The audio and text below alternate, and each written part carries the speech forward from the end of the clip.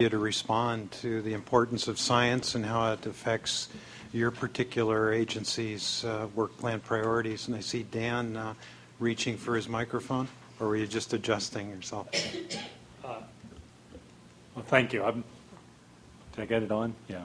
I wasn't reaching for the microphone, but science is critically important to the things we do in the Fish and Wildlife Service. And our greatest difficulties are in areas where there are differences in science. Our biggest challenges are in those areas. And I'd like to say thank you to Peter and the science program overall and the Stewardship Council for the support you guys have given us in pursuing science and finding ways to deal with those challenges. Those challenges will continue, and we'll continue to need that help. So we're very much invested in the One Delta, One Science, whatever my pen here says. Yeah, very good. Thank you. So that's why we handed out the pen. Jared? Is this on? Great. Thank you, Peter, for also having an accent that I can understand. Actually, could I correct it? Someone without an accent. Thank you. Yes. Okay. Which I guess is a segue into my question. So part of the reason that sciences are used as an excuse or an impediment to making decisions is the quest for certainty.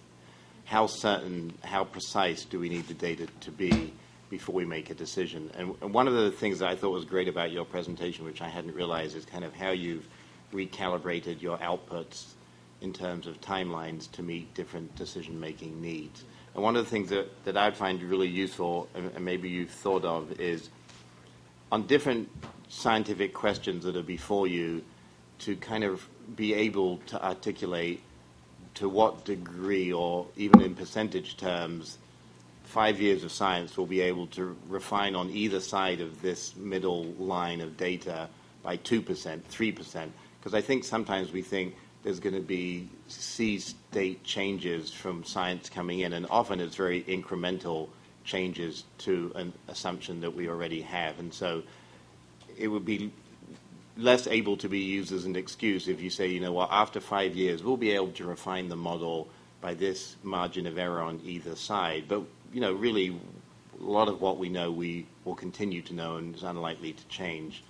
The more that could be done in kind of in a macro sense, so it's not on every single, but in study sets. This is what we want to know, this is what we currently know, this is what the research we're pursuing will help us understand better, so that we could say, you know what, we know 98% of what we need to know. It's really on us now to take that to a decision. I mean, as you pointed out, you know, we have in our agencies kind of some intrinsic inertia that this helps perpetuate. So if this was removed as an excuse, I think, and we had a better understanding of what it was you were trying to find out, that would be helpful. Yeah. Thank you. I think that's a great point, and I think we have a lot to learn from EPA, because the flip side of uncertainty is risk. And what risk are agency directors willing to take? And what sort of contingency planning can you have to cover that risk? And I think with such an open system, it is going to be very, very hard to predict alternative futures with any certainty. So to actually have a discussion, what is the uncertainty? What's the risk? What sort of mitigation could you do if things start to evolve? What sort of early detection can we put in place, particularly with new technologies, to give some assurance to the agency directors who's really, it's their career and their agency's reputation on the line. But you've done that, I think, very well in EPA, and I think that there's lessons we can learn from that and the risk analyses you've put in place. Other response to Peter's presentation?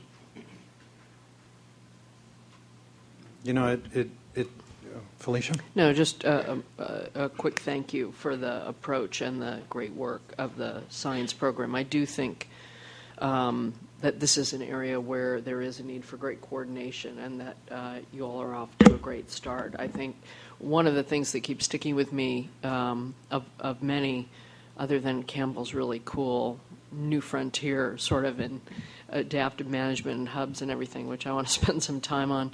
That was really encouraging. I didn't realize you were doing all of that. But I don't remember what number you mentioned of adaptive management references in planning, but I really do think that that would be my number one spot for us to all be coordinating, because in this new world, we really have to figure out how to incorporate adaptive management into our work, which is completely fundamentally different from the way management decisions have been made, and stakeholders are accustomed to working with us, and there is inherently a certain amount of uncertainty in it, although there is a potential certainty that you will get better results at least costs and more benefit to everyone concerned. And I think that would be one of the areas where it would be really helpful for us to spend some concentrated time together, really talking about what it means and getting some tools, as opposed to just throwing out the word or repeating it louder and slower to each other in public hearing forums, which some of your colleagues have actually done in front of me, and I was ready to throw something at them. So I do think that's something where if we have sort of a common conversation about what's sort of the lightest touch that gets us where we need to go versus everything being a doctoral dissertation project, I think we'll actually be able to build some coherence and some cooperation, but also some comprehension. I'm not just trying to pick C's for us and our stakeholders in moving forward into what is inevitably a new world in terms of how we need to move forward intelligently versus the all or nothing kind of huge pendulum swings of the past that we just can't afford anymore. Mark? I guess I have to say that I appreciate having things repeated to me slower and louder as opposed to faster and louder. And we've had a lot of that lately. But just to continue my theme of the day, I guess, I'm not usually this much of a concerned about budgets, but just to get back to the finance theme, one of our challenges will be to decide how we are going to finance One Science. And one thing that this drought has underscored for all of us is the need for science to help us guide decisions, particularly when those decisions have so much weight on them as they do this year. In the past, we have seen a great deal of enthusiasm for spending money on science to support our adversarial positions. So we have to see, as we try to move towards One Science, how we can convert those same funding streams to support a common science. If anything, we understand how important, and there's broad agreement that how important an investment in science is to these decisions. But once again, how do we actually decide who pays what to make it happen is another question. Yes, Secretary Laird. Well, actually, just to play off of all three comments and to say the same thing a different way. Yeah, I don't operate in that venue either. The problem is that we are talking about managing scientific uncertainty. That is what we are doing. And yet, nobody votes, nobody makes a financial investment unless there's certainty. And so the question is how do you manage the uncertainty in a way that it gives people enough certainty to deal with the risk and the investment? And I think part of everybody's obligation is the education of stakeholders to that reality, because there will never be the certainty that some people demand, but there is the certainty of the degradation that leads to the science, that leads to inaction, continuing the degradation. And so it is, how do we wrap that up in a discussion that has people understand it? And if there is a bond at some point, that is exactly what people are going to be asking about.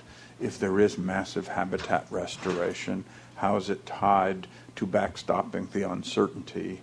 If there is an investment for different improvements, whether it's levees or a water project, how do you key it to managing the uncertainty, that people feel like it's an investment that moves them ahead. And that is the challenge.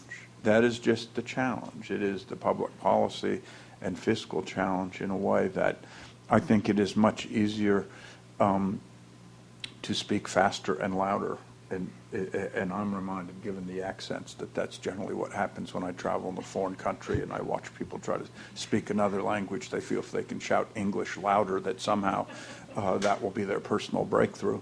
And so I just hope that as we move into the next phase on the agenda, that we try to consider how that factors into all the activities. Any other comments related to science? If not,